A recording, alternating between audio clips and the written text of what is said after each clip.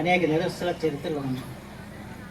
అంచేత ఇవాళ మనందరం కూడా ఆలోచన చేయాల్సింది, ఇవాళ మనందరికీ గర్వదాయకం అంటే ఇవాళ భారతదేశం ప్రసాదించిన యోగాని యావత్ ప్రపంచం అంగీకరించి ఇవాళ అంతర్జాతీయ యోగా దినోత్సవాన్ని ఇవాళ ఏర్పరిచింది. దాని కార్యక్రమం మన ప్రధానమంత్రి నరేంద్ర మోడీ గారు.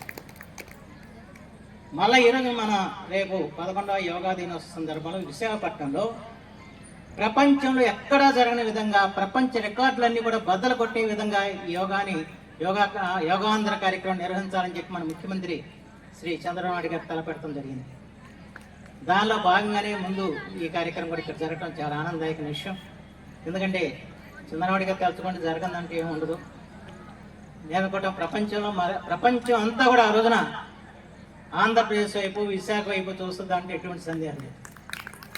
దానికి ప్రతిపాదక కేవలం అక్కడ జరగటం ఏదో రికార్డులు తీసుకోవటం కాదు, యోగాని ప్రతి ఒక్కరు కూడా ఆచరించాలి, అనుసరించాలి. యోగా ద్వారా ఆరోగ్యాన్ని సమకూర్చుకోవాలి, మానసికంగా ఏకాగ్రతను సాధించుకోవాలి. తద్వారా జీవితాన్ని ముందుకు తీసుకెళ్లే విధంగా ఇవాళ ప్రజల్లో ఒక జాగృతం చేయడానికి ఈ మహత్తర కార్యక్రమం చేపడతాం.